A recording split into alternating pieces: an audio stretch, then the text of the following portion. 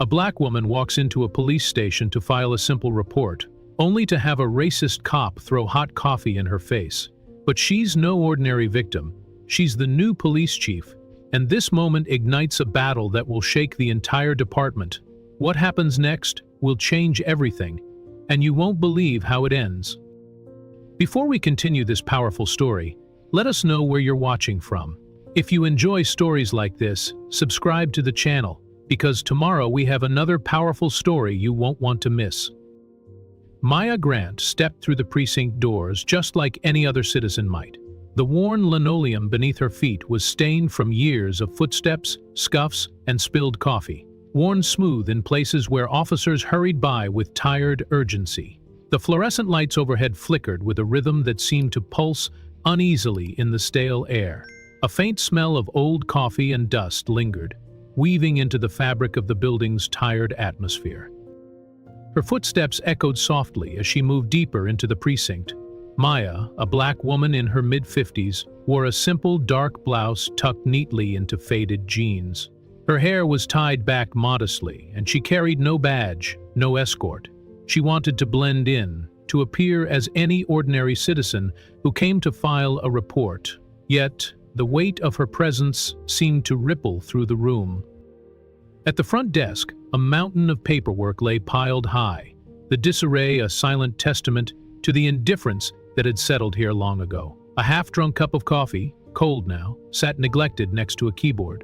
The hum of computers filled the background, punctuated by the faint murmur of distant conversations and the shuffle of papers. The officers moved around like ghosts, half present and mostly detached.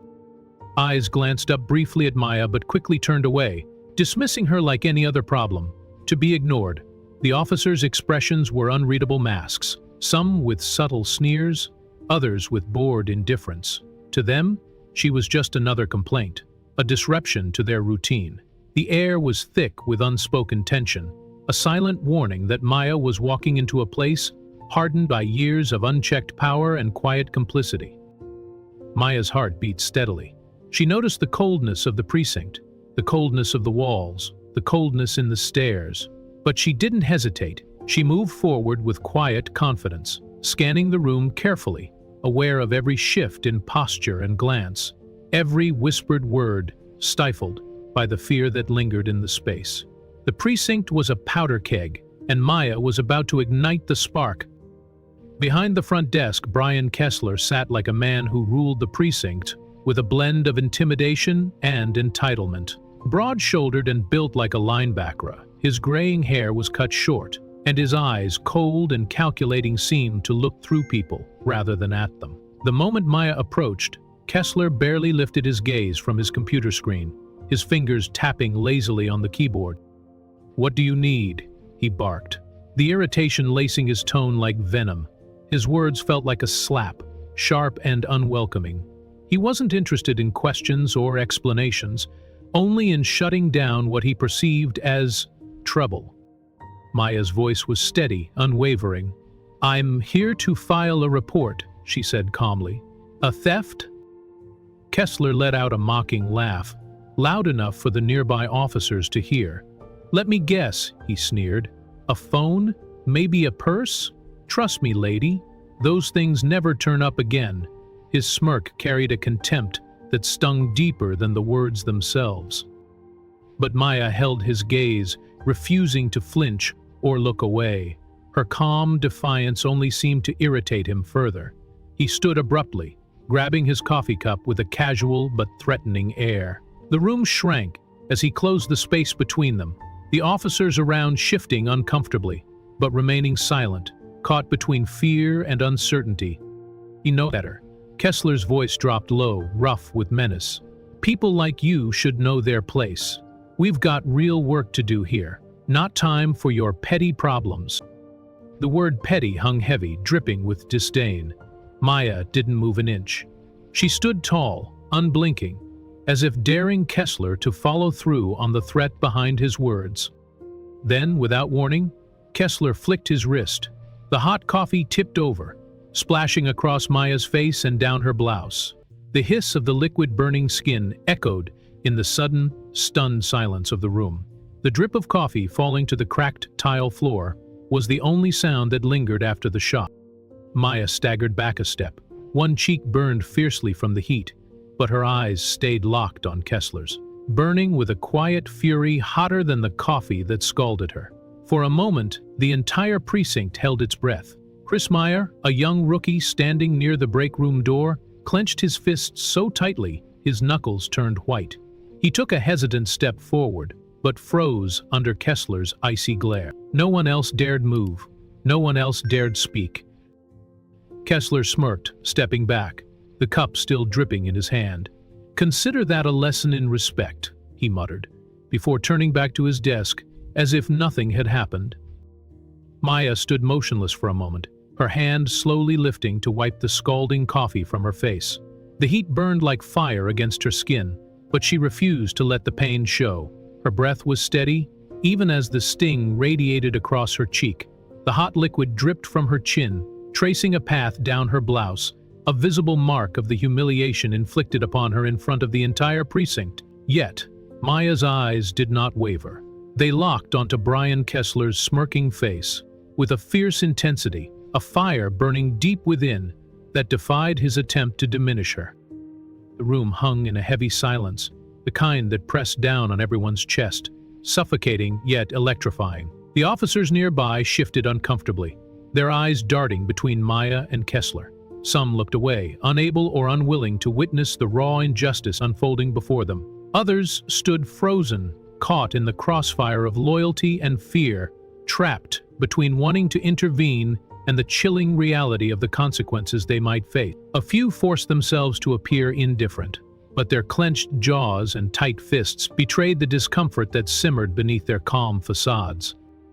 Maya's voice broke the silence, low, calm, but resolute. "Not here, not now," she said quietly, her words laced with quiet power. "Thank you. Thank you for showing me exactly how things work around here."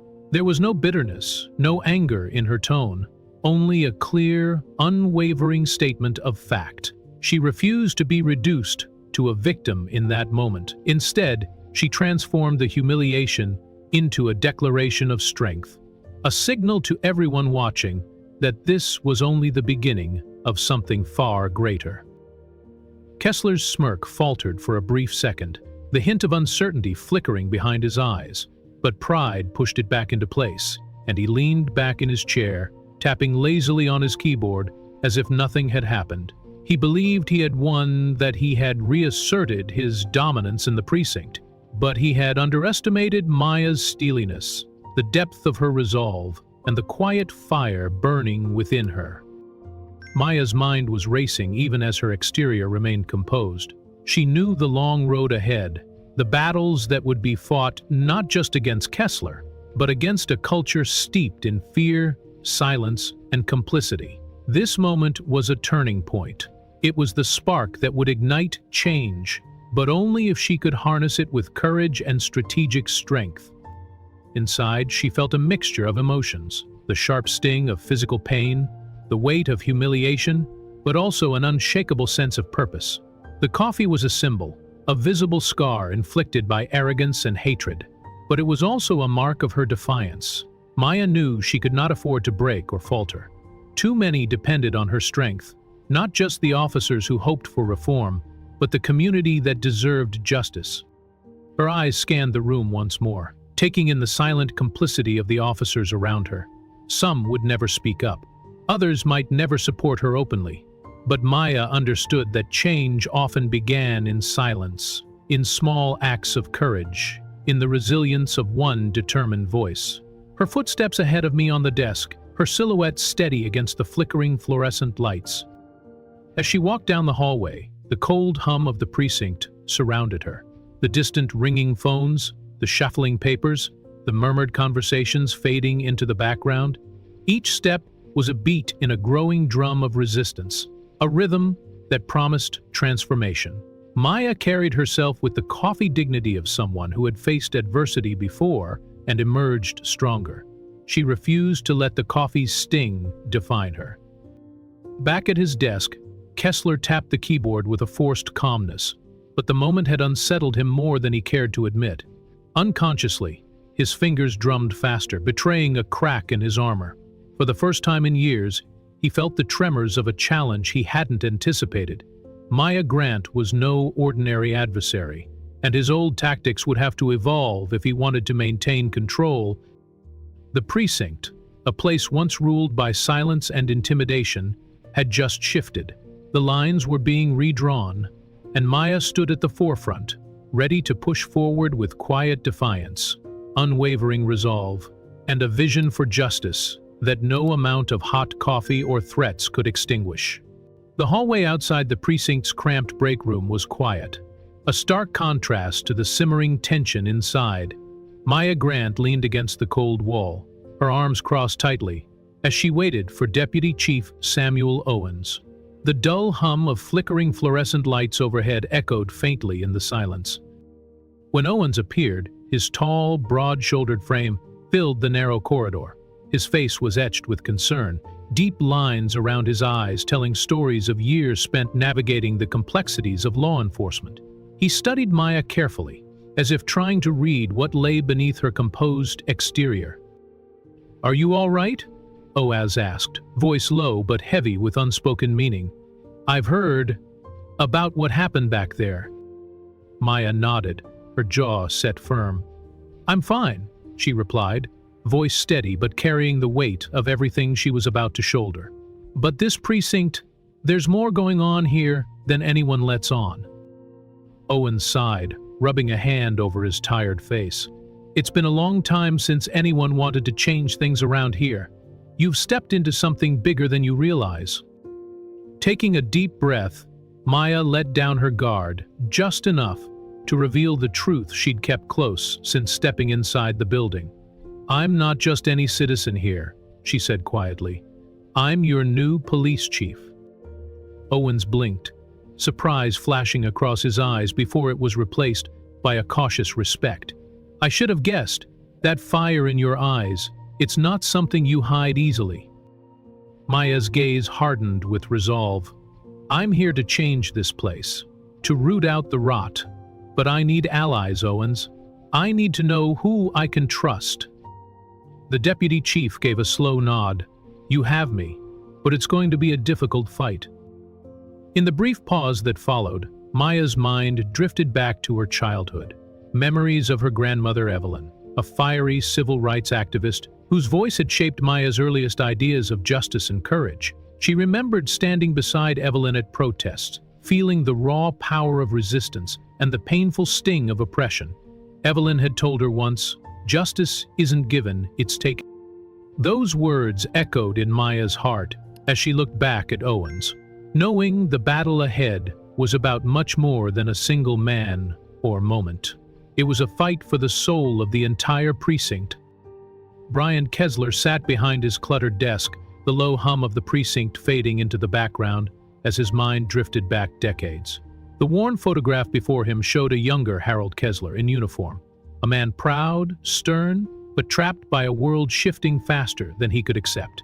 Harold's career had been marred by the racial and social upheavals of the 60s and 70s, a time when lines between enforcing the law and enforcing oppression blurred. His rigid adherence to order made him an enemy of progress, and when the department was forced to clean house in the late 80s, Harold was among the casualties, forced out with no pension, no dignity. Watching his father crumble crushed Brian's youthful ideals. At 15, he witnessed the man who was supposed to be his hero deteriorate into bitterness and rage, isolated and forgotten on a cracked porch. That image haunted Brian. The fear of becoming powerless, discarded, and irrelevant shaped every decision he would later make. Unlike his father, Brian's rise was not built on hope or justice, but on mastering the undercurrents of fear and control within the department. He learned early on that respect was not given, it was taken, through whispered threats, strategic alliances, and carefully orchestrated silences. Kessler built a fortress around himself, guarded by officers who either owed him favors or feared his wrath. His network wasn't flashy or public, it thrived in shadow. The overlooked evidence, the altered reports, the quiet nods that let misconduct slide. Kessler knew who to protect and who to crush, wielding fear like a scalpel to maintain his grip. Rookie officers like Chris Meyer quickly learned that speaking out wasn't worth the risk. One wrong word, one hesitant glance. But beneath the tough exterior, Kesler was a man shackled by his past. His bitterness fermented into cruelty, but deep down, it was fueled by a desperate need to never be weak again. This was why Maya Grant's arrival unsettled him. She wasn't just a challenge, she was a mirror, reflecting all the decay he'd buried deep inside himself. Kessler's world was built on control and intimidation, and he was determined to keep it that way, no matter the cost. The precinct's usual rhythm masked a simmering storm. Behind closed doors and whispered conversations, the real battle was taking shape. Kessler moved like a shadow through the corridors, his presence a silent command. His words were carefully measured, seeds of doubt and fear planted with the precision of a seasoned tactician. Another outsider? Kessler sneered quietly to his closest allies, coming in thinking she can rewrite the rules. She doesn't know this place. She won't last. To the rest of the officers, the message was clear. Trust no one new, especially not the woman who dared to challenge their unspoken code. Kessler's network tightened its grip, reinforcing the culture of silence that protected their power. But Maya Grant was no naive idealist.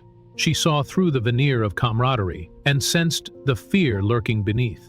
She understood that the culture she was up against was a fortress built over decades, brick by brick, lie by lie. The problem wasn't just one man, it was the system itself, one that rewarded loyalty over integrity and punished dissent with quiet cruelty. Her first days were marked by cautious steps, observing, listening, and gathering allies. She knew confrontation alone wouldn't dismantle the entrenched rot. Change would come through persistence, through exposing truths long buried under layers of complicity. Maya's resolve hardened with every cold glance, every whispered slight. Kessler's dismissals only fueled her determination. She prepared for the long fight ahead, one that would test not just her leadership, but her very spirit. The war in the precinct was invisible to the casual observer, but for those inside it was a daily battle for justice, truth, and survival. Maya knew she was standing on the front lines, ready to face the storm and bring light to the shadows. The unseen war had begun, and this time it was personal. From the moment Maya Grant began rolling out her reforms, the atmosphere inside the precinct shifted dramatically. The changes were not radical at first. Ethics training sessions were mandatory for all officers, complaint processes were revamped to ensure that grievances were not only filed but thoroughly investigated, and a new independent oversight committee was formed to bring accountability to misconduct cases. These measures, while seemingly straightforward, sent ripples through the department's tightly controlled ecosystem. The precinct, once marked by silent complicity, now buzzed with an undercurrent of unease. Officers reacted with a cold kind of hostility, the kind that showed itself not in overt rebellion, but in everyday acts of passive resistance. Maya could feel it everywhere, the way officers would avert their eyes during meetings when she spoke, the hushed conversations that abruptly stopped when she entered a room, the subtle undermining of her proposals through bureaucratic delays or lost paperwork. It was as if a veil had been lifted, revealing a deeply entrenched culture resistant to change. Maya understood that this resistance wasn't personal, it was institutional.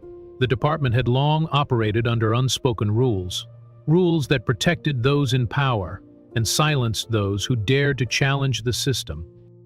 At the heart of this resistance stood Brian Kessler, a seasoned officer whose reputation for intimidation and control was legendary.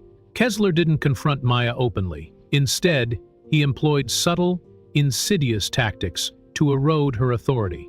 He whispered rumors that questioned her qualifications, sowing seeds of doubt among the rank and file. Officers who had once greeted her with reforms would jeopardize their careers. Kessler's approach was methodical. He understood that outright confrontation would only highlight his own vulnerabilities. Instead, he relied on passive-aggressive maneuver, spreading false narratives about Maya's leadership style being too lenient, her reforms being politically motivated, or her being out of touch with the realities of policing. These rumors gained traction, quietly chipping away at Maya's support base. Yet, despite the mounting opposition, Maya remained resolute. She attended every training session, speaking candidly and openly to officers, encouraging dialogue and transparency. She meticulously reviewed every complaint that came through the new channels, often working late into the night, determined that no voice, no matter how small, would be ignored. Small victories began to emerge. Officers voluntarily came forward to report misconduct, a previously unimaginable bravery. Every act of courage was a beacon in the darkness, proof that the culture of silence could be broken. But the shadow cast by Kessler's influence was long, and every step forward was met with equal resistance. Maya often found herself reflecting on the enormity of the challenge before her. The precinct wasn't just a workplace. It was a fortress built on decades of fear, loyalty, and silence. Breaking through that wall would require patience, persistence, and unwavering courage. In the midst of this quiet war, Maya found solace and strength in a few key allies who shared her vision for change. Deputy Chief Samuel Owens was her most steadfast supporter, a seasoned veteran with decades of experience and a deep understanding of the department's inner workings. Owens had seen firsthand the erosion of trust and accountability within the force, and he believed wholeheartedly in Maya's mission to restore integrity. Owens provided Maya with not only strategic counsel, but also moral support. Behind closed doors, he helped her navigate the political minefields and bureaucratic hurdles that threatened to stall progress. His calm, measured presence was a stabilizing force during moments of doubt and exhaustion. Maya trusted him implicitly, knowing that Owens had her back in a precinct rife with opposition. Another important figure was Chris Meyer, a rookie officer caught between fear and conscience. Chris's introduction to the force had been jarring. The reality of the department's culture clashed violently with the ideals he'd held coming out of the academy. Witnessing Kessler's coffee incident against Maya had left Chris shaken and conflicted, haunted by his own silence during the event. Chris's internal struggle was profound. He grappled with guilt and fear, unsure of whether to speak out or keep quiet. The unspoken rules of the precinct whispered warnings of retaliation, isolation, and career suicide for those who challenged the status quo. Yet, Maya's unyielding dedication and Owens's quiet encouragement planted a seed of hope within him.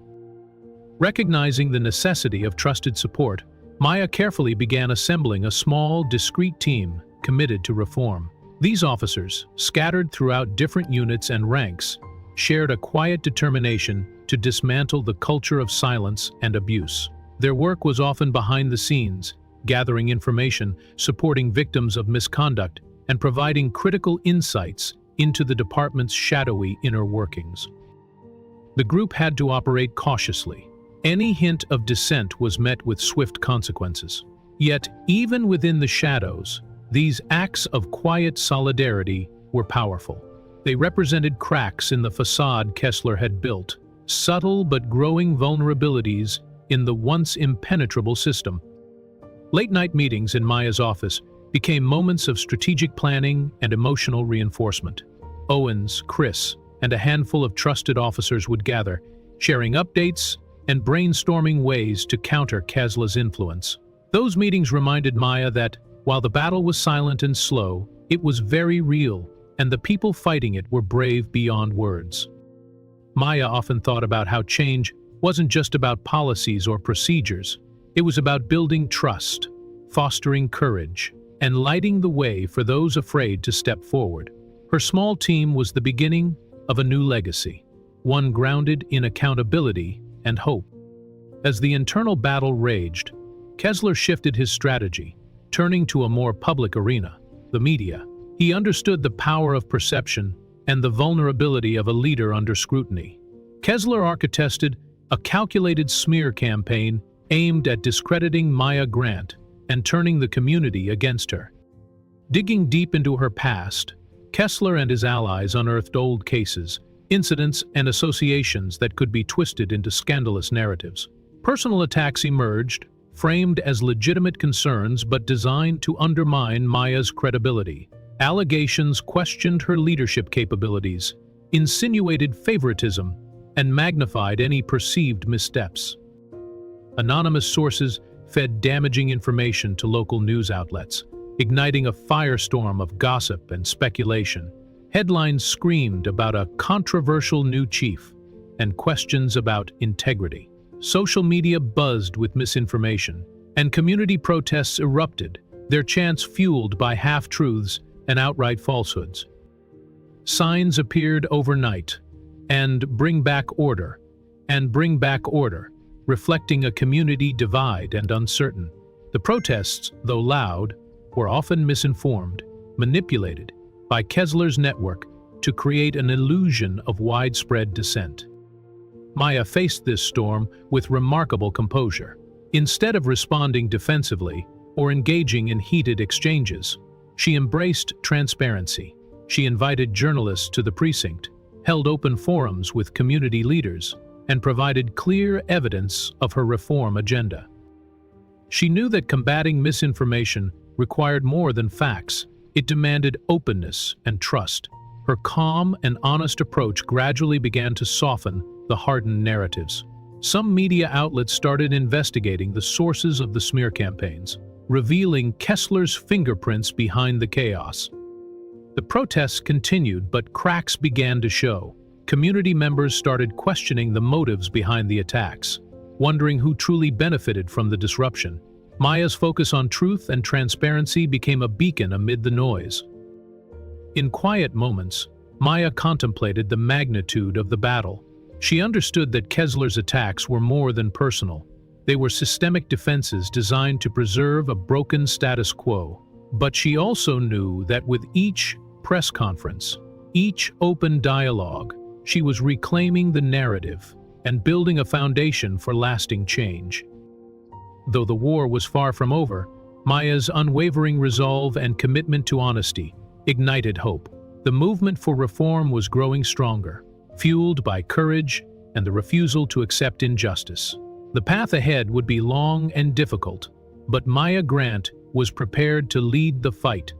Chris Meyer worked late into the night under the harsh glow of the precinct's flickering overhead lights.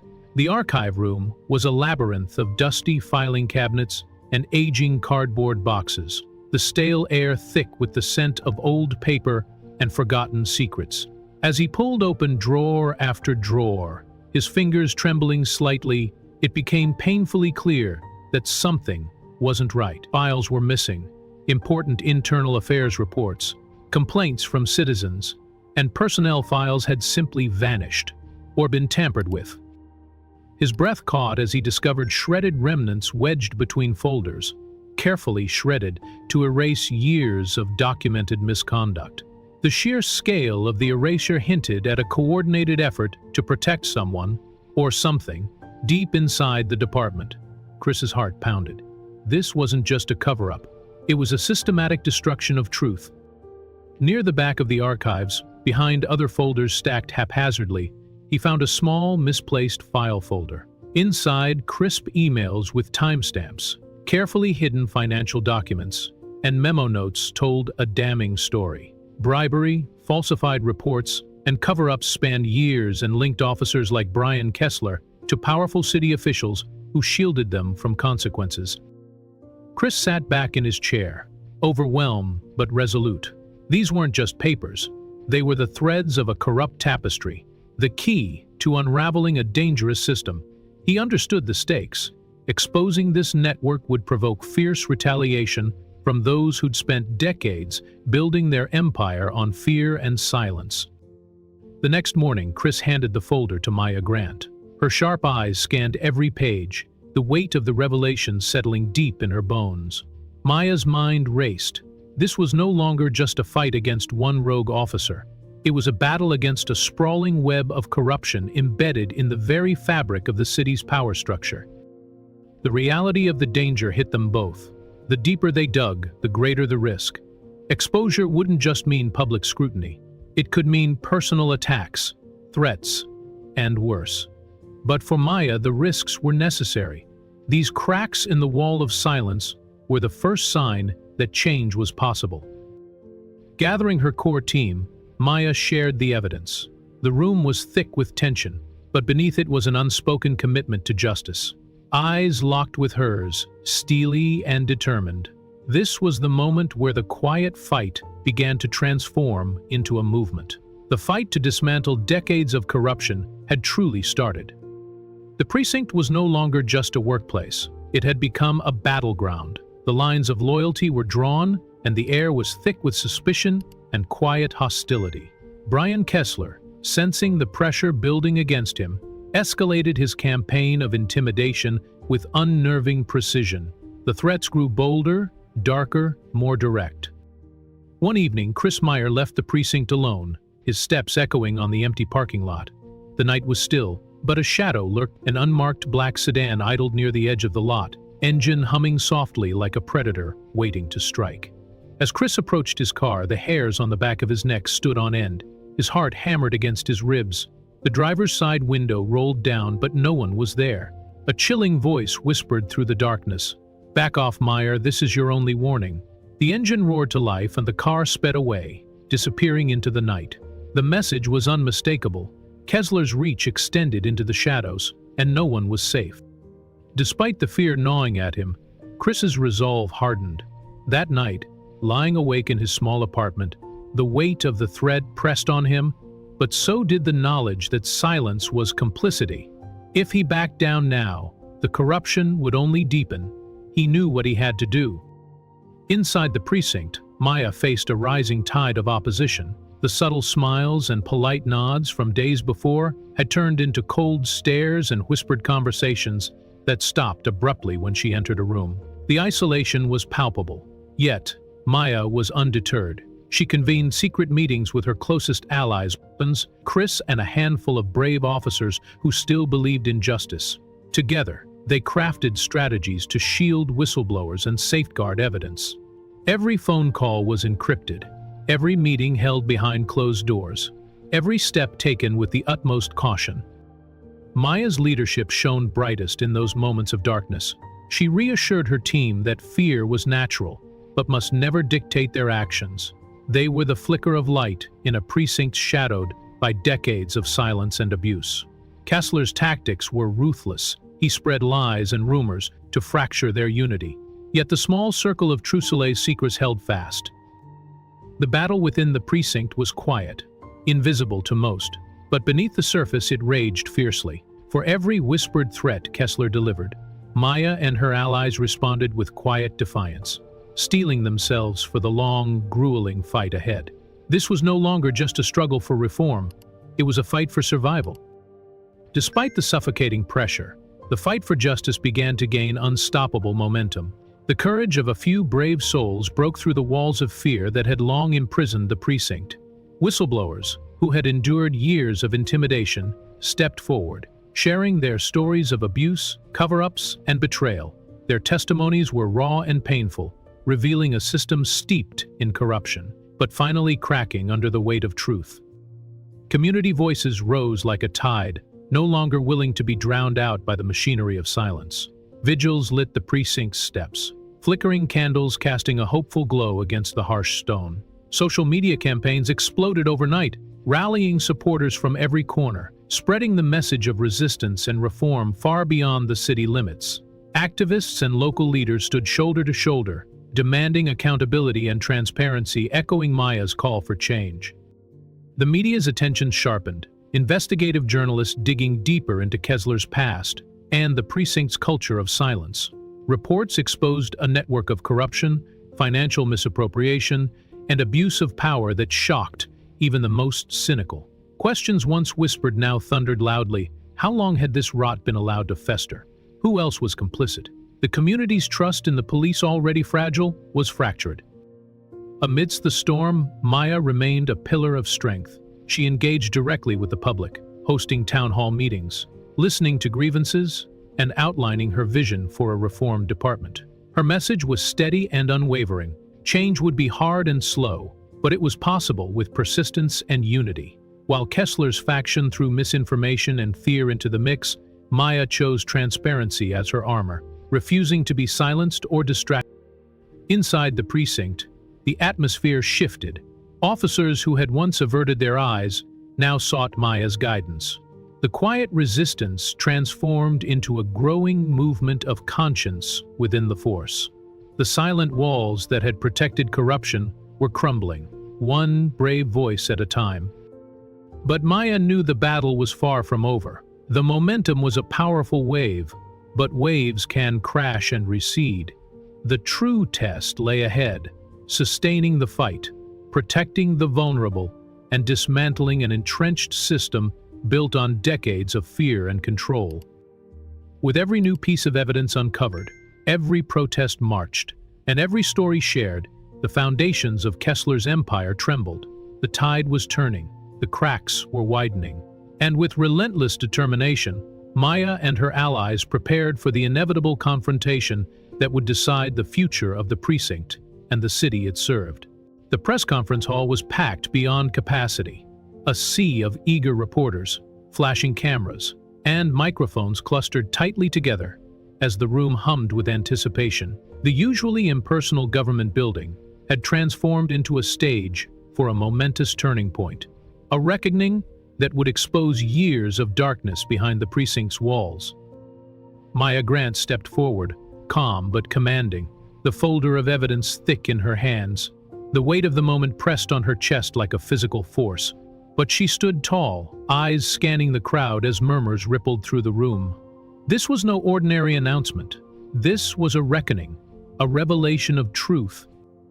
"My fellow citizens," she began, voice clear and steady, "today we bring to light what many have long suspected but few dare to speak out against."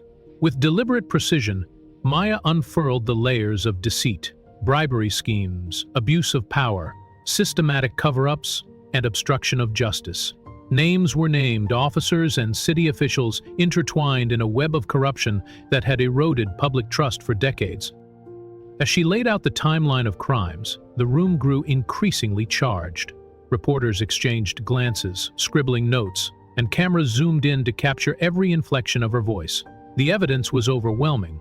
Financial records showing redirected funds, emails implicating officials in bribery, sworn affidavits from whistleblowers, and recordings that exposed harsh abuses concealed behind closed doors.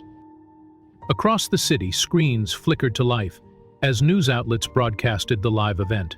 Social media erupted with hashtags, shares, and fiery commentary.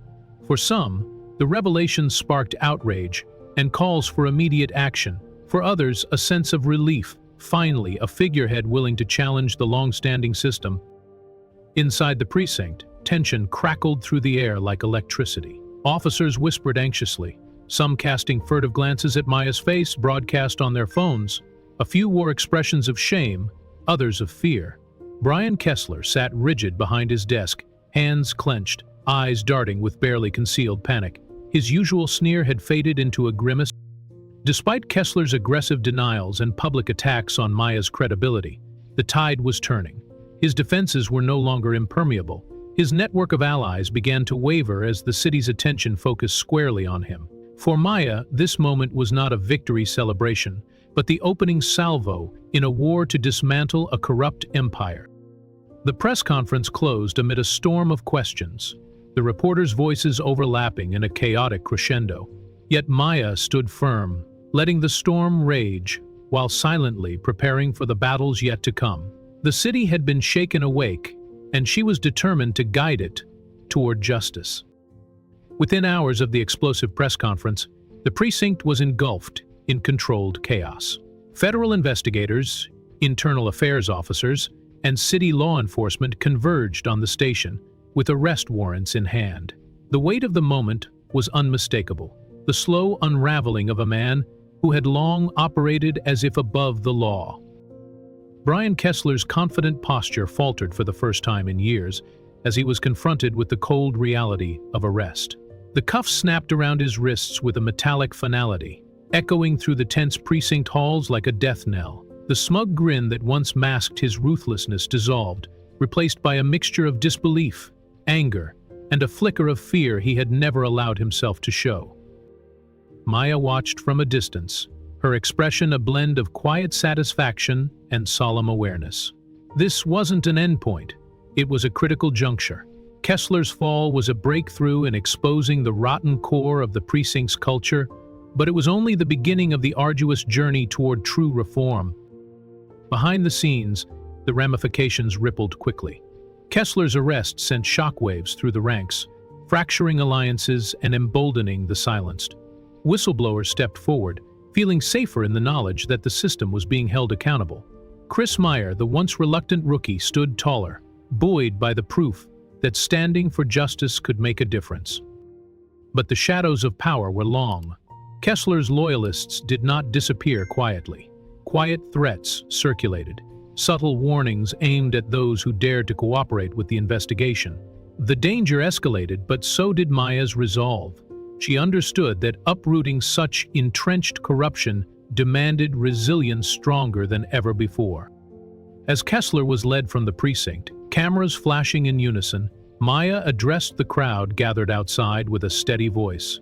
Today is a victory for transparency, for accountability. But our work is far from finished. The system that protected Kessler runs deep, and it will fight to survive. We must be vigilant and unwavering.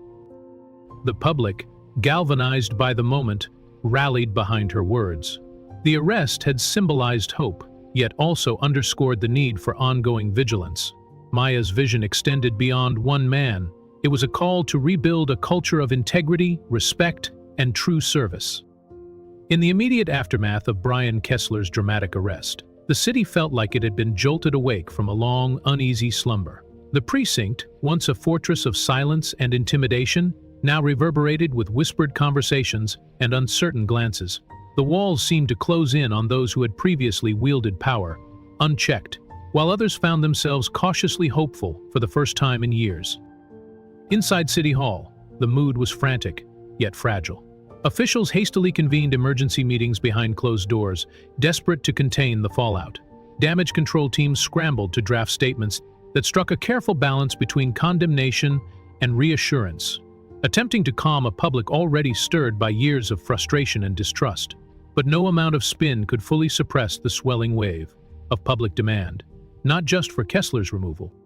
The streets outside the precinct and City Hall echoed with voices that could no longer be ignored. What had started as scattered protests erupted into organized rallies calling for systemic change. Signs bobbed above the crowds, reading, "Justice for all, end police corruption, and transparency now chants," filled the air. Raw, resolute, and persistent. This was no longer just about one man. It was a movement, a collective refusal to accept a broken system any longer.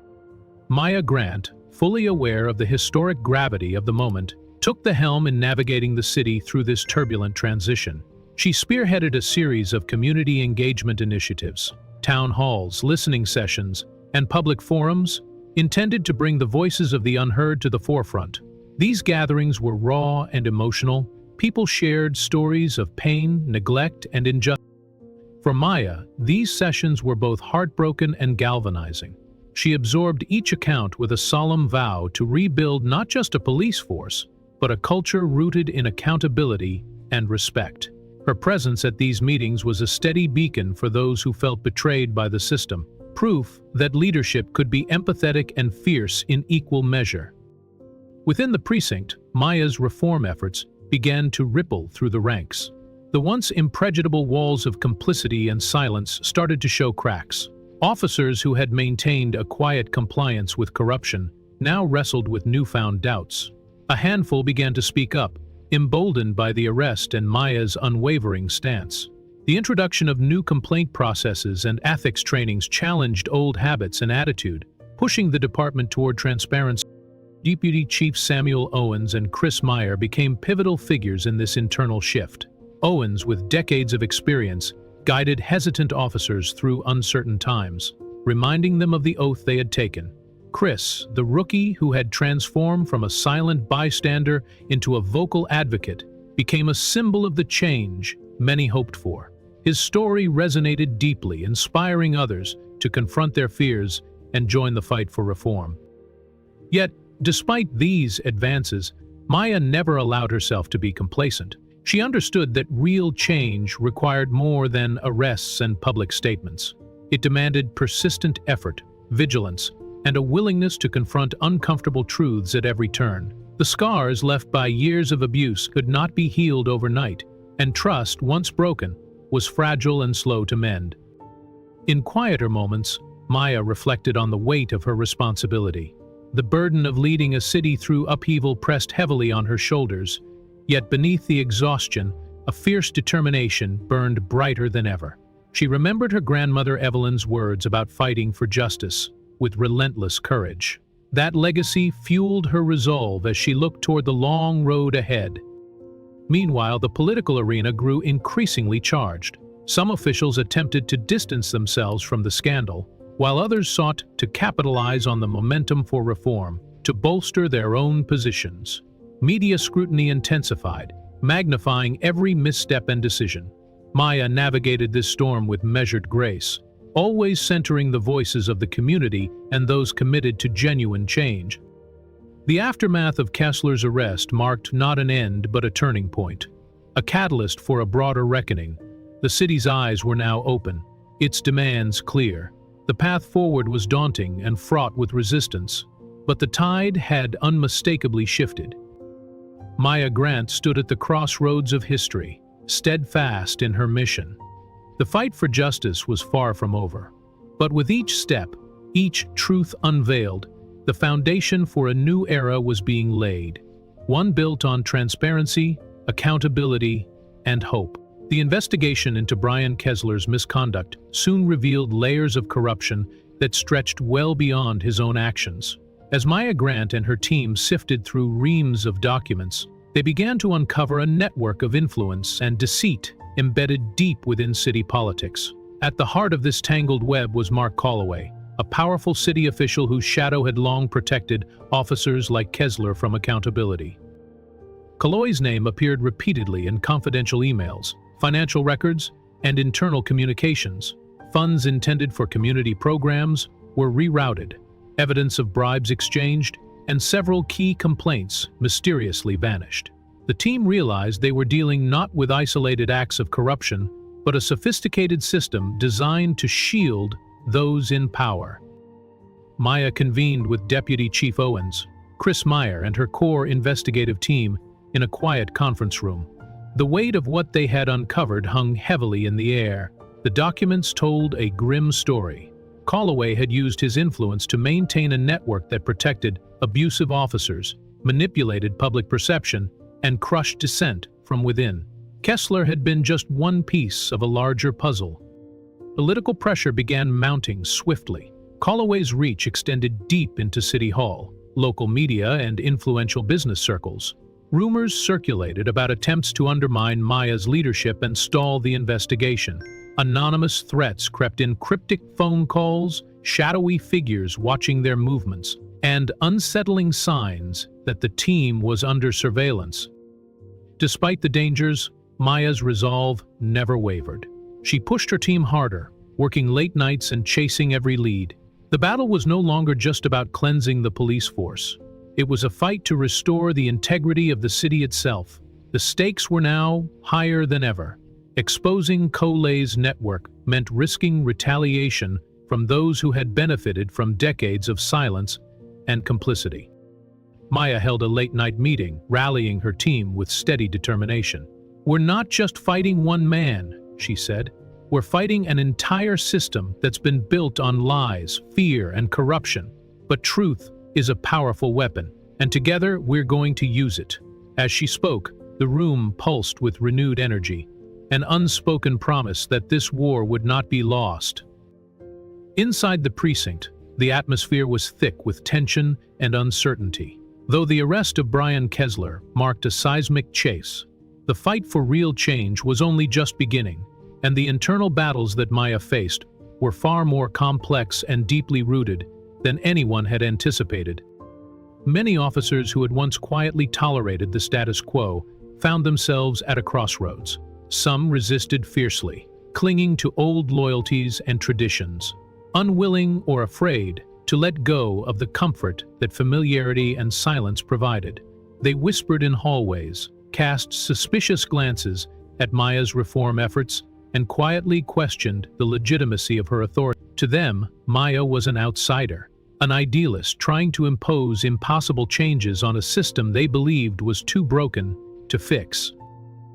Others were caught in a more painful dilemma. These officers recognized the need for reform and admired Maya's courage, but feared the consequences of speaking out. Fear of retaliation was real and palpable, a silent specter that hung over every conversation and every decision. Whispers of threats, lost promotions, and worse permeated the corridors. The culture of silence and complicity was deeply ingrained, and breaking it required more than policies. It demanded bravery. Chris Meyer, once a hesitant and conflicted rookie, emerged as a beacon of hope amid the darkness. Haunted by his earlier inaction when Kessler threw coffee at Maya, Chris was determined to do better. He began to speak openly in meetings, questioning outdated practices and challenging the tacit acceptance of misconduct. His courage inspired others who had been too afraid to raise their voices, slowly building a fragile coalition of officers committed to change. Deputy Chief Samuel Owens played a vital role in steadying this growing wave of reformers. His steady hand and decades of experience brought calm to the chaos. Owens acted as a mentor and mediator, bridging gaps between opposing factions and encouraging honest dialogue. His belief in Maya's mission was unwavering, and he used his influence to shield vulnerable officers and advocate for transparency and accountability. Yet the internal struggle was a grueling test of patience and resolve. Meetings often devolved into tense exchanges, with some officers openly skeptical of Maya's plans. Glances were exchanged, words carefully measured, and alliances quietly formed and broken. Maya understood that transforming culture was not a sprint but a marathon, a slow and steady effort that required relentless determination. Despite the challenges, Maya refused to back down. She redoubled her efforts to engage with officers one-on-one, listening to their fears, acknowledging their struggles, and reminding them of their shared duty to serve the community with honor. She restructured training programs to emphasize ethics and community policing, and launched new complaint procedures designed to protect whistleblowers and ensure accountability. Every small victory, from a hesitant officer stepping forward with a concern to a successful community outreach program, was a hard-won triumph. Maya's leadership began to crack the walls of resistance, even as Kessler and his allies plotted in the shadows, spreading rumors and doubts aimed at undermining her credibility. Through it all, Maya carried the weight of the precinct's transformation on her shoulders. The path was steep and littered with obstacles, but with every step forward, the possibility of real change drew closer. Maya's vision remained clear. She was not just fighting to clean up a department, but to restore trust, dignity, and justice to the community and the force alike.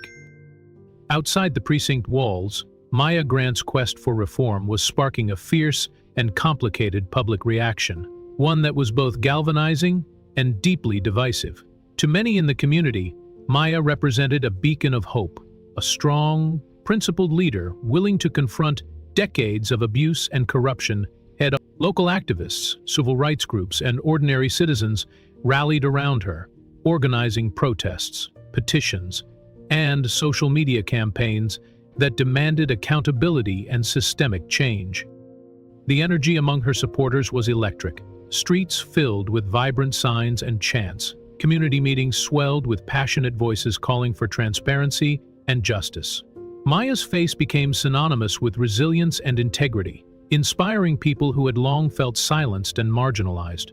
Her message that no one was above the law and that the police existed to serve, not intimidate, the public resonated deeply. Yet this wave of support ignited an equally powerful backlash. Defenders of the old order, including some entrenched interests within the city's political and economic landscape, launched a coordinated campaign to discredit Maya and derail her reforms. Opponents accused her of being divisive, inexperienced, and more interested in personal power than public service. Rumors and misinformation spread quickly, muddying the waters and sowing confusion. Protests against Maya gained momentum, fueled by carefully crafted narratives aimed at portraying her as an outsider disrupting a delicate balance. Signs demanding her resignation appeared, and certain factions questioned her past, dredging up unrelated controversies and twisting her history to cast doubt on her leadership. The city was polarized, split sharply between those who saw Maya as a necessary force for good and those who viewed her as a threat to stability. The media landscape mirrored this division. News outlets and talk radio programs debated fiercely, often prioritizing sensationalism over substance. Social media platforms became battlegrounds where truth and falsehood collided, and public opinion shifted unpredictably. Maya's every move was scrutinized, every word dissected, and every decision politicized. Amid this turmoil, Maya found herself navigating a complex web of expectations and pressures.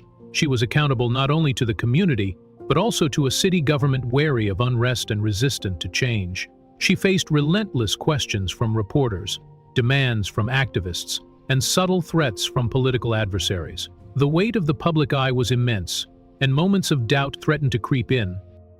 Yet Maya's inner strength and purpose shone through. She drew inspiration from the stories of families harmed by police misconduct, from the courageous officers who stood with her, and from the legacy of her grandmother Evelyn, whose fight for justice had paved the way. Maya understood that true leadership meant standing firm in the face of opposition, holding fast to one's principles even when the world seemed against you. Slowly but surely, the tide began to shift. Community meetings grew more inclusive and hopeful.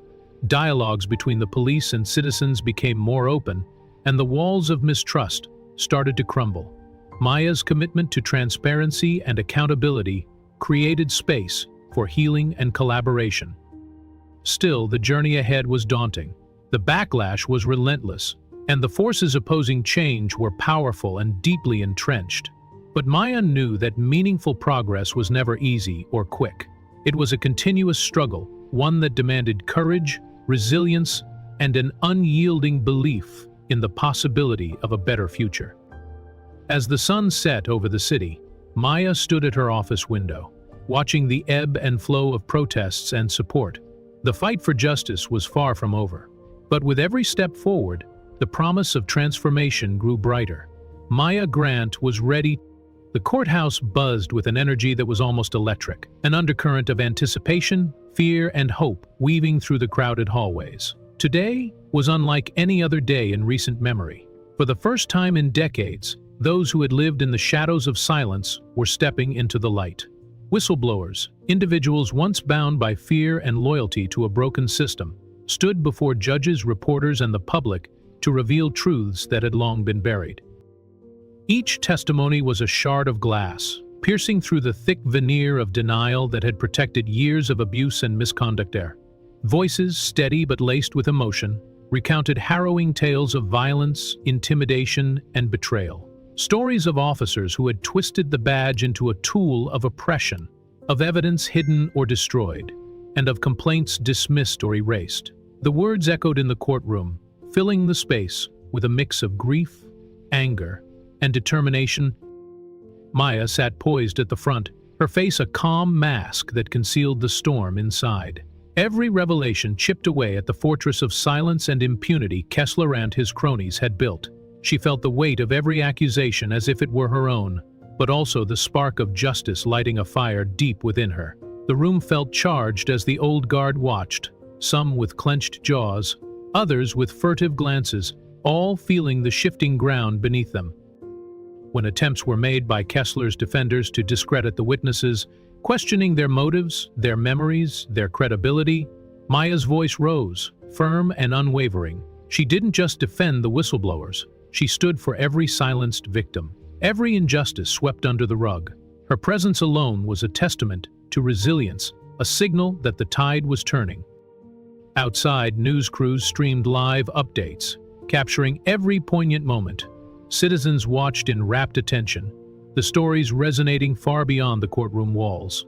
Slowly but surely, the culture of fear and complicity began to crack. Officers who had once wielded power through intimidation found their inlet of silence, but a place where truths demanded to be heard. The moment was historic, a reckoning years in the making. The justice Maya had fought for was no longer a distant dream. It was unfolding in real time, fueled by the bravery of those who dared to speak. The fight was far from over, but the path forward had been lit. The public victories, however, came at a steep personal price. Maya knew all too well that standing against a corrupt system meant inviting its wrath, not just in politics, but in everyday life. Threats began to seep into her world like dark shadows. Cryptic messages slipped under doors, late-night phone calls filled with silence, and unsettling figures who lingered just beyond sight. The safety she once took for granted, replaced by an ever-present vigilance. In quieter moments, Maya's resolve was tested by the loneliness that accompanied leadership in a fight like this. Friends and family grew distant, unsure how to support a cause so fraught with danger. Conversations were guarded, relationships strained. She sacrificed more than she could count, missed birthdays, lost sleep, fractured connections, all for a vision of a better future. In her office, the walls bore silent witness to her private struggles. Photos of her grandmother Evelyn, the woman who had ignited her passion for justice, reminded Maya of the legacy she carried.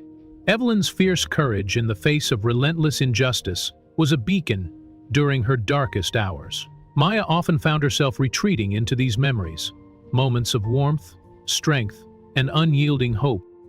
There were nights when doubt crept in, whispering that the sacrifices might be too great, that the opposition too powerful. But every time those thoughts emerged, Maya reminded herself of those who had no voice, those whose suffering demanded she continue. She wasn't just fighting for herself. She was fighting for generations who deserved better. Deputy Chief Owens remained a steadfast presence. His calm wisdom and quiet confidence were a grounding force amid the chaos. He offered a shoulder to lean on, a voice of reason that helped Maya navigate the storm. Alongside him stood Chris Meyer, whose transformation from hesitant rookie to passionate advocate gave Maya hope. His youthful idealism and commitment reignited her belief in change. Together, they formed a fragile but unbreakable support system, an anchor against the swirling sea of threats and challenges. Through late-night strategy sessions, moments of vulnerability, and shared determination, Maya found the strength to carry on.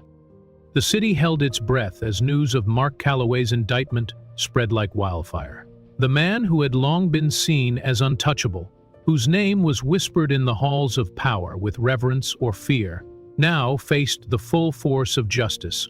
For many, this moment was surreal, a dramatic turning point in a story that had seemed endless, marked by shadowy deals and unbreakable silence. Yet the streets erupted with a wave of energy and hope that hadn't been felt in years. From the very early hours, crowds gathered outside City Hall, their faces a mosaic of determination, relief, and cautious optimism. People of every background, activists, families, clergy, students, stood side by side, united by the belief that this was the beginning of something monumental. Their voices rose together, chanting for accountability, transparency, and systemic change. The air buzzed with a mix of celebration and a fierce demand for more, as if the indictment was not just a victory but a call to action. Maya stood at the forefront, a figure of quiet strength and unwavering resolve. She had spent countless sleepless nights preparing for this moment, but nothing could have truly readied her for the magnitude of the response. As she faced the crowd, the weight of their hopes settled on her shoulders, a reminder of both the power and responsibility she carried. Her voice, when she spoke, was steady yet filled with the fire that had driven her to the nearest. "This indictment," she began, her words echoing off the stone pillars of City Hall, "is not simply about one man's fall from grace. It is about breaking the chains of a system that has for too long protected those who abuse their power and silenced those who dare to speak out." Her gaze swept across the faces before her, seeing not just supporters, but a community demanding real transformation. Behind her, Deputy Chief Owens and Chris Meyer stood as symbols of a new era, steady, committed, and unafraid to challenge the status quo. Chris, once hesitant and weighed down by guilt, now carried himself with a quiet confidence that inspired others. Owens' seasoned presence provided a sense of continuity and trust, anchoring the movement in experience and integrity. But as the city celebrated, the reality beneath the surface was far more complex. Within the precinct, the walls reverberated with uncertainty and tension. Officers who had remained silent for years began to murmur amongst themselves. Some emboldened by the shifting tides, others gripped by fear of retribution. The cracks in the department's once impenetrable facade grew wider, exposing vulnerabilities Kessler and his allies had worked tirelessly to conceal. Maya understood the fragile nature of this victory. Calloway's indictment was a seismic shift, yes, but it was far from the end of the battle.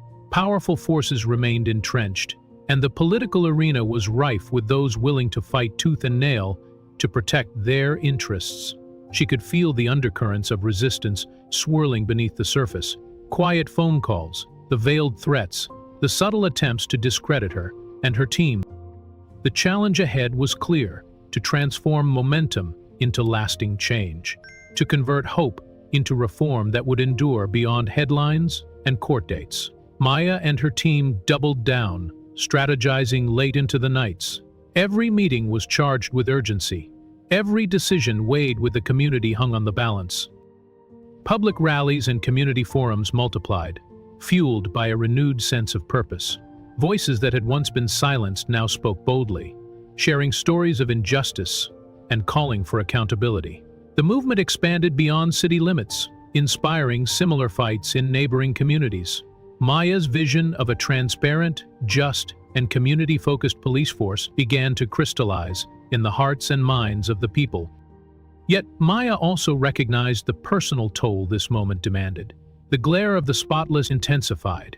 She faced scrutiny from media outlets hungry for controversy, political rivals seeking to undermine her, and even from within her own ranks, but she refused to waver. Each challenge only strengthened her resolve, reminding her of the legacy she carried, of Evelyn's victim who had hoped for this day. In quiet moments, Maya often found herself staring out the window of her office, watching the city pulse with a mixture of hope and tension. The path ahead was daunting, strewn with obstacles that would test her limits. But the tide had shifted, and with it, the possibility of real, transformative change glimmered brighter than ever. This turning point was more than legal victory. It was a beacon signaling that the walls of silence and corruption could be torn down, that systems built on fear could be rebuilt with transparency, courage, and integrity. And Maya Grant, steady, fierce, and unyielding, was determined to lead the way, step by step, fight by fight. The courthouse buzzed with an electric tension the day the trials for Brian Kessler and Mark Calloway commenced.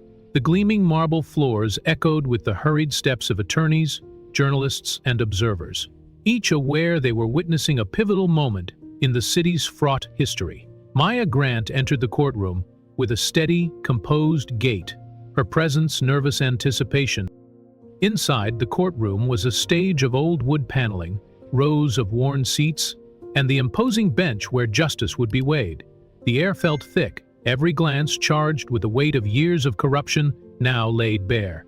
Kessler sat rigid, his bulk seeming smaller under the harsh glare of the courtroom lights, his eyes flickering with a mixture of defiance and unease. Calloway, sharp-sighted and polished, maintained an air of detached confidence, though Maya could see the cracks beneath his polished facade. Maya's gaze swept across the room, landing on faces she once knew, former colleagues, political adversaries, some openly hostile, others forced into polite silence. This trial was more than a legal battle. It was a reckoning. The media presence was overwhelming, cameras capturing every expression. Every reporters leaned into their microphones, hungry for statements, for signs of faltering resolve. The prosecution began presenting evidence with surgical precision, documents, testimonies, and footage meticulously woven together to reveal the vast network of bribery, cover-ups, and abuse. Maya listened intently, her heart steady but her mind racing. Each revelation peeled back layers of deception that had allowed Kessler and Calloway to thrive in the shadows for so long.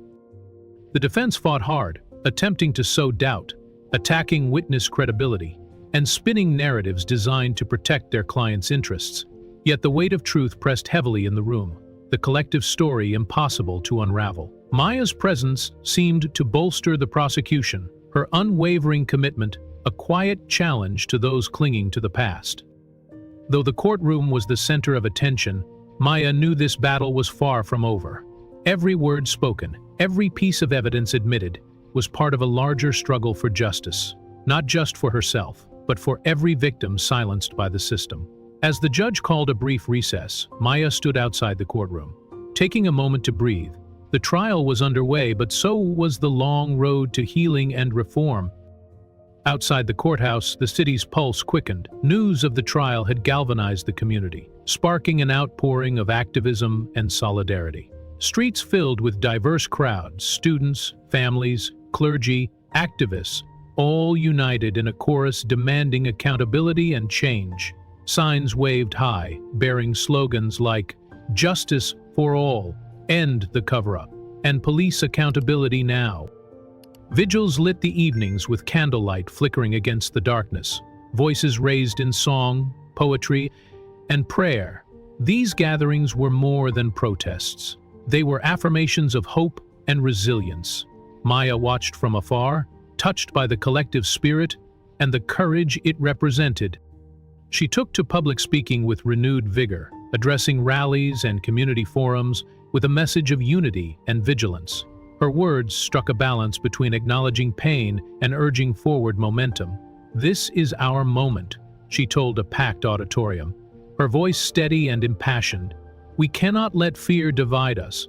Together we will build a system that honors every voice and holds every action to account." Maya's leadership began to inspire even those who had once doubted her.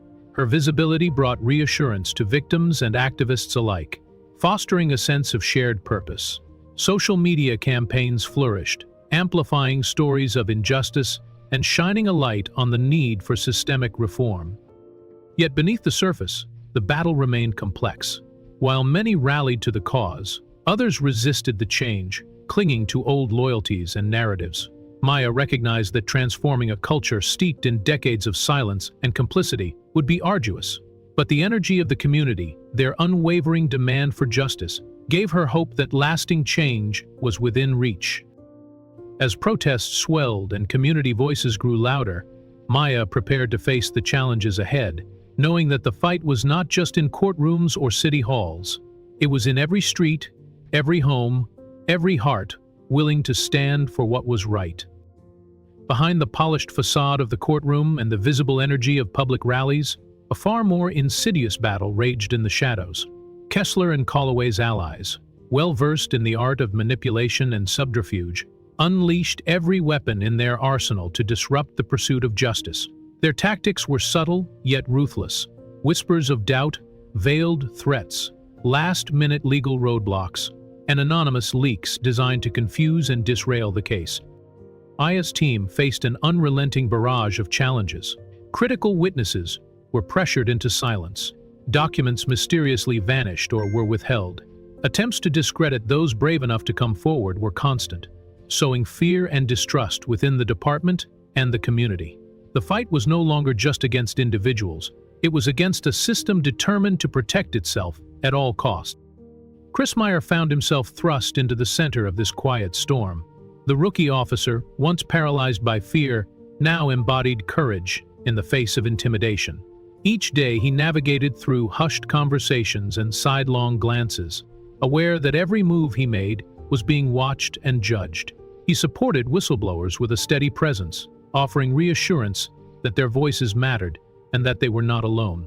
The weight of the threats, some direct, others cloaked in silence, impressed down on him. Yet he refused to falter. Deputy Chief Owens, a pillar of strength and guidance, coordinated protective strategies for Maya's inner circle. He worked tirelessly to shield the team from escalating dangers, ensuring that legal efforts could proceed despite the mounting pressure. His calm leadership was a steady anchor amid the growing chaos, reminding everyone that their fight was just and necessary.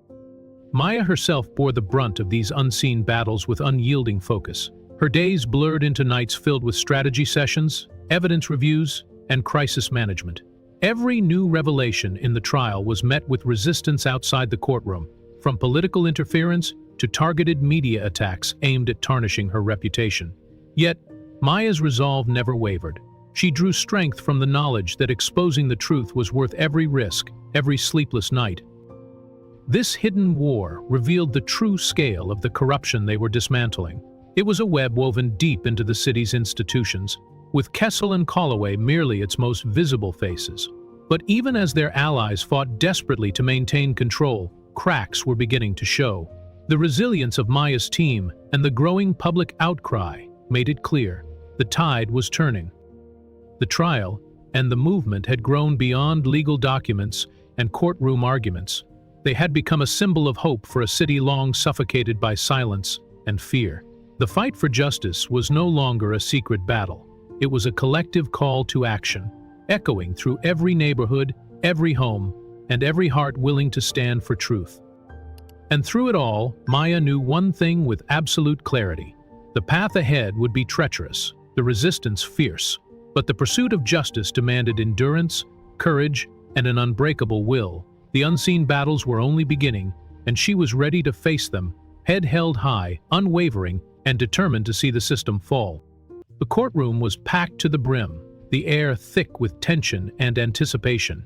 After weeks of grueling testimony, relentless cross-examinations, and meticulous presentation of evidence, the moment everyone had been waiting for had finally arrived. The judge called the court to order, signaling the start of the jury's final deliberation. Outside, supporters and critics alike held their breath. The city was about to be made. Inside, Maya Grant sat poised but tense, flanked by Deputy Chief Owens and Chris Meyer. The weight of the journey they had endured together pressed heavily upon her, but her expression remained calm and dignified. She knew this verdict would not just determine the fate of Brian Kessler and Mark Calloway, it would set the tone for the entire department's future and the city's hope for justice. After hours that felt like an eternity, the jury returned. The foreperson stood, voice steady but resolute, and delivered the verdict. Kessler was found guilty on multiple counts: bribery, abuse of power, obstruction of justice, and civil rights violations. Calloway's conviction followed swiftly, the evidence against him undeniable. The room erupted in a mixture of gasps, tears, and subdued applause. For Maya, the verdict was a moment of profound relief. It was a hard-earned vindication for the victims, whose voices had been silenced for so long, and for everyone who had believed in the possibility of change. Yet beneath the surface of victory lay a sober awareness. This was only one battle in a much larger war. The system was still flawed, the wounds still raw, and the path to true reform was far from over. Sentencing was swift. Kessler received a lengthy prison term, his badge revoked, and a public statement made denouncing his actions. Calloway, too, faced severe consequences. His political career effectively ended, as the scandal exposed the depths of corruption within the city's leadership. But beyond the courtroom walls, the city grappled with mixed emotions. Relief, vindication, but also the sobering realization that rebuilding trust would take time, patience, and unyielding commitment. In the weeks following the verdict, Maya Grant stood at the forefront of a movement determined to transform the Birmingham Police Department. Her leadership was characterized by transparency, accountability, and a steadfast commitment to community engagement. Gone were the days when misconduct was swept under the rug or dismissed as isolated incidents. Now the department faced a future forged in openness and respect. Maya spearheaded a comprehensive reform agenda. New policies mandated rigorous ethics training for all officers, emphasizing respect for civil rights and the importance of serving the community with dignity. An independent oversight board was established, staffed by civilians and legal experts, tasked with reviewing complaints and ensuring impartial investigations. Community engagement became a cornerstone of Maya's strategy. Regular town hall meetings, open forums, and outreach programs bridged the gap between law enforcement and the residents they served. Maya personally attended these gatherings, listening intently, answering questions with honesty, and fostering a dialogue that had long been absent. Training programs were revamped, focusing not only on tactical skills, but also on cultural competency, conflict resolution, and mental health awareness. Officers were encouraged to see their roles not as enforcers, but as guardians of public trust and safety. The atmosphere within the precinct began to shift. Old grudges and fear slowly gave way. Though progress was palpable, Maya remained vigilant. She understood that policies on paper meant little without consistent enforcement and a culture willing to embrace change. She made it clear to every officer, reform was not optional, it was imperative. The department's future depended on their willingness to evolve and uphold the highest standards of integrity. The healing process extended far beyond administrative changes and policy overhauls. Maya understood that trust, once broken between the police and the community, as well as within the department itself, was fragile, delicate, and would take time to rebuild. She knew that words alone would never be enough. True healing demanded empathy, patience, and a willingness from everyone involved to face uncomfortable truths and commit to genuine transformation. In neighborhoods long plagued by suspicion and fear of law enforcement, subtle but meaningful shifts began to emerge. Community members who once recoiled at the sight of officers now started to engage cautiously but openly. They shared their stories and concerns, no longer fearing dismissal or retaliation. Local leaders and activists initially extended hands of partnership, eager to be part of a healing process long overdue. Maya's department became a different place. Officers like Chris Meyer, once a silent observer, blossomed into vocal advocates for change, encouraging colleagues to embrace transparency and accountability. His example ignited a spark among others, a ripple of courage that gradually swept through the precinct's ranks. Deputy Chief Owens remained a steady pillar of support, providing mentorship and wisdom to guide officers through the uncertain terrain of reform, helping to rebuild not just policies, but morale and pride in service. Maya herself often retreated to moments of quiet reflection, thinking about the battles fought, the personal sacrifices made, and the resilience shown by those who refused to give up. She thought about her grandmother, Evelyn, the fearless activist whose voice had echoed through generations and inspired Maya's own unyielding resolve. That legacy anchored Maya's belief that change, no matter how slow, was possible and worth every struggle. The road ahead was far from easy. Maya was keenly aware of the setbacks still looming, the resistance from entrenched interests, and the challenge of shifting deeply ingrained attitudes. But the progress, however incremental, was undeniable. The department had taken its first genuine steps toward becoming an institution that reflected the values it vowed to uphold. Maya's vision stretched beyond immediate reforms. She dreamed of a police force and a community united in shared purpose and mutual respect. A future where justice wasn't a distant ideal but a daily reality. As she gazed over the city skyline, feeling the cool breeze carry whispers of change, a cautious hope settled within her. The new dawn they fought for was not a distant dream anymore. It was on the horizon. Maya stood at the podium in the packed community center, the soft murmur of anticipation filling the room. Faces of all ages and backgrounds looked toward her with hope, skepticism, and hunger for change. This was more than a campaign launch. It was a declaration of what justice could look like when courage met action. Her voice rang clear, steady, unwavering. She spoke of systemic justice, not just reforms, but a transformation of the entire culture within policing. She outlined plans for community education programs, outreach initiatives, and transparency measures designed to bridge the long-standing divide between officers and the citizens they served. Each word was deliberate, crafted from years of struggle, sacrifice, and lessons learned on the front line of institutional resistance. Maya called for unity, a recognition that real progress required both police and community to work hand in hand, dismantling mistrust and building mutual respect.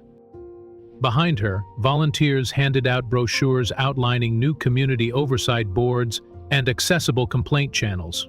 Local leaders nodded in support, their faces marked by both fatigue and determination. Maya's campaign was not a fleeting promise. It was a movement fueled by real stories, real pain, and real hope.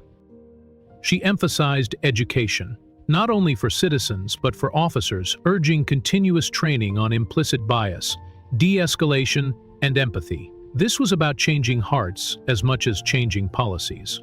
The road ahead would be long and winding, but the path was clear. As the speech ended, the room erupted in applause. But Maya knew the real work was just beginning. Every handshake, every conversation that followed, was a seed planted for a future where justice wasn't an ideal, but a lived experience. As the last traces of daylight faded into a soft twilight, Maya found herself walking slowly through the quiet paths of the cemetery. The air was cool and carried the faint scent of earth and flowers, a stark contrast to the storm she had just weathered. Her footsteps echoed softly on the gravel as she approached a modest, time-worn Gravitz. Her grandmother, the woman whose spirit had lit the fire in Saya's heart since she was a child. Maya knelt down, letting her fingers brush across the rough surface, tracing each letter as if to anchor herself to the legacy that had brought her here. The memory of Evelyn's fierce eyes, unbowed even in the face of brutality, came rushing back with vivid clarity. She remembered standing beside her grandmother at protests and rallies, hearing her voice rise above the crowd, unwavering and commanding. The resilience of Evelyn, despite the scars left by years of struggle, had been a lesson written deep into Maya's soul. That legacy was a double-edged sword. It was a source of strength, but also a reminder of the price of resistance. Maya recalled the nights spent reading old letters from Evelyn, the stories of battles fought with courage, but marked by loss and sacrifice. Those stories were never just history. They were warnings and inspiration, urging Maya to carry the torch forward. She thought of the long hours in her office, the moments of doubt that crept in when the weight of the system's resistance felt crushing. But Evelyn's voice echoed in her mind, steady and firm. Justice isn't something you wait for, it's something you fight for. Those were a beacon, guiding Maya through the darkest days. As Maya straightened, she felt a renewed sense of purpose flood her heart. The fight was bigger than herself. It was part of a chain linking past to future, a continuum of courage passed down through generations. She whispered a vow to Evelyn's memory, a promise to never waver, to never let the fight die no matter how long or difficult the road ahead. The wind gently through the trees, and Maya's gaze lifted to the stars beginning to pierce the evening sky. It was a reminder that while the night might be long, the dawn always comes. The legacy she carried wasn't just a relic of the past. It was a living force, pushing her onward, fueling every step she took toward justice and change. The bright studio lights framed Maya as she stood resolutely before the camera, her presence commanding yet inviting. The quiet hum of the crew and the distant city noises faded away, leaving only her voice. "Maya Grant here," she began, her eyes locked with the lens as if speaking directly to each viewer. "Our journey for justice and accountability in policing is far from over.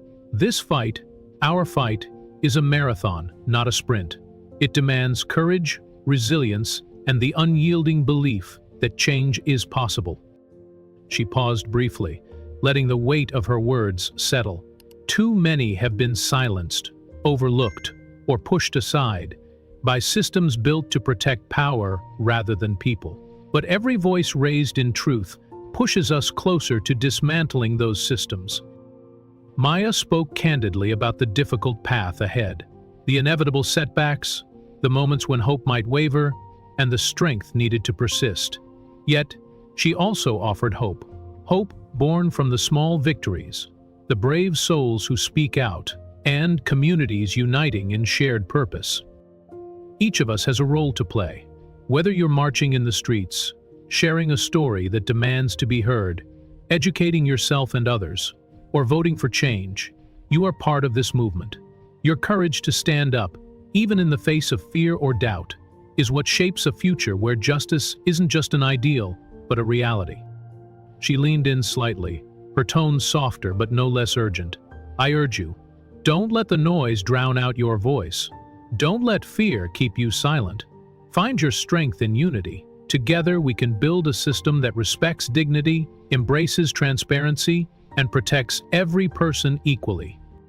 Maya's final words were a heartfelt plea. If this story touched you, if it sparked even a flicker of hope or resolve, please join us.